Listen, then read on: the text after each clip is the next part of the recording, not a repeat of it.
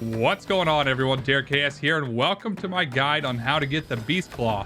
There is a lot to go through, so I'm going to keep this as short and concise as I possibly can.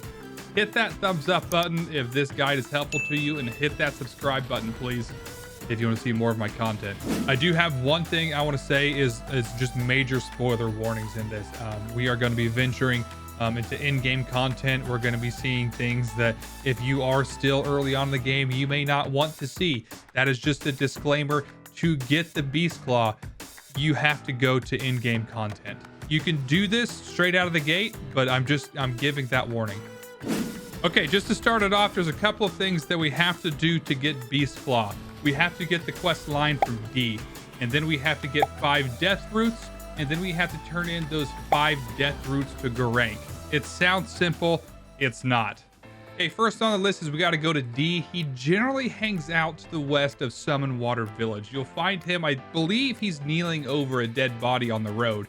If you don't find him, don't worry about it. I didn't either. I actually killed the first Mariner, and he was hanging out at Round Table Hold. But once you've talked to D, whether it was by Summon Water Village or you talk to him at Round Table Hold, we need to start collecting death roots now. The first 3 are all going to be from things called Tibia Mariners. The first Tibia Mariner is actually in Summon Water Village, where you should have found D. He's pretty simple. He rides around on his boat. He will hit you occasionally with his horn, and he will pop up and do an AoE from time to time. He's very simple. He's not that bad. He will summon some ads, but for the most part, this is a pretty straightforward fight. Here's where things get interesting. On my character, the furthest I've progressed is I have beat Margit. You can actually do all of these without actually beating Margit. So the difficulty is that we're going to have to take some alternate paths to the zones, which the next place we're going to is Liurnia of the Lakes, which normally if you're progressing the story, you would beat Margit, you'd go through the castle, blah, blah, blah, blah, you end up there, and eventually we're not going to waste our time with any of that. We're going to take the shortcut. So we're going to Stormhill Shack. From Stormhill Shack, we're going to run directly north. You're going to go under this bridge, and then you're just going to keep running, and then you're going to cross another bridge.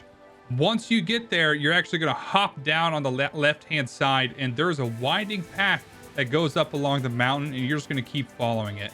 Eventually, you're going to come across a Lost Grace site, and from there, you're going to look along the edge for these hop-down sections. They're kind of a pain, but for the most part, just be careful, and if you die, you'll just spawn back up there. But there, that is how you get into Liurnia of the Lakes with actually doing it the proper way.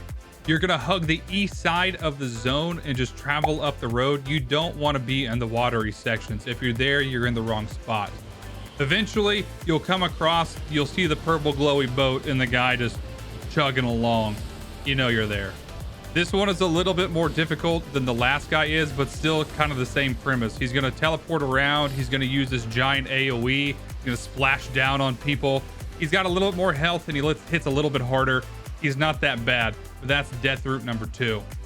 Okay, for the third and final Tibia Mariner, you're going to have to activate the Grand Lift of Dectus.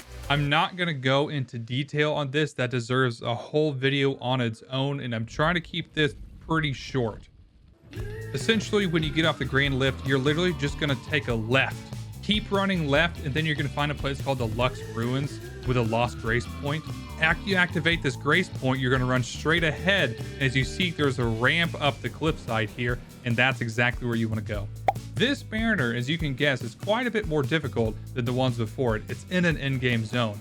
It hits harder, it's got more HP, and it summons quite a bit more skeletons. On top of that, occasionally throughout, it'll summon a giant skeleton underneath wherever you're standing, and it hits pretty freaking hard.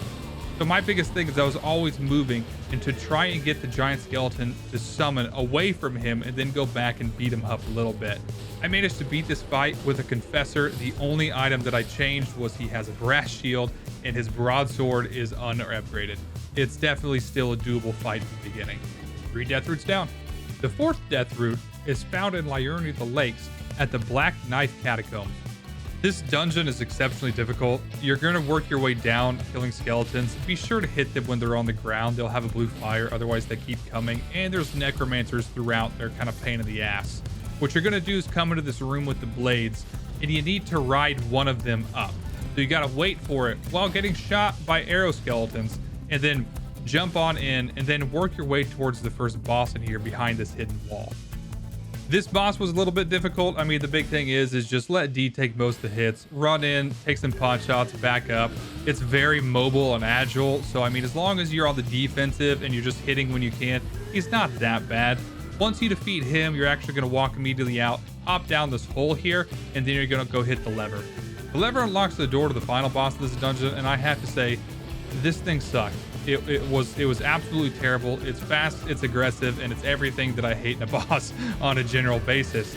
I did eventually manage to beat it with a couple of good hits and a very well-timed backstab. But once you finally get this thing down, that's deathroot number 4. We saved the easiest deathroot for last. We're heading back to the starting area to the death-touched Catacombs. I mean, compared to everything else that we've been through, just hop in this dungeon, slap some skeletons around, and get yourself that 5th deathroot. Now that we have the 5 deathroots, we need to go back to Round Table Hold and talk to D. He's going to put a marker on our map for a warp gate. That way we can finally go meet Gronk. You could have actually done this at any step in the process, but I collected the 5 deathroots beforehand because, well, why not? Once you talk to Gronk, you can actually give him any amount of them. I gave him all 5 deathroots at the same time, but just be aware, once you give him 4, he becomes aggressive. And when I mean aggressive, I mean he becomes aggressive. I absolutely slammed my face up against this boss fight for, I'm not even kidding, probably an hour or 2, until I finally gave in, went and bought a bow, and just cheesed him with some blood arrows. This is probably the only point in this entire thing where I felt like I was under leveled and could not achieve it. Anything that he throws at you roughly in the mid-20s, it one-shot me. But after I cheesed the shit out of him, I got the Beast Claw. Alrighty, and that's how you get yourself the Beast Claw. Hit that thumbs up button if you thought this guide was helpful. Hit that subscribe button if you want to see more of my content. Let me know down in the comments if you did find it helpful. If you honestly think that the Beast Claw was worth the trouble. I'm honestly questioning it. This was pretty tough. If I do this again, I'll probably wait until I'm later in the game. Other than that, I hope everyone is enjoying Elden Ring as much as I am. I hope everyone has a fantastic day. I'll see you in the next one. Take it later.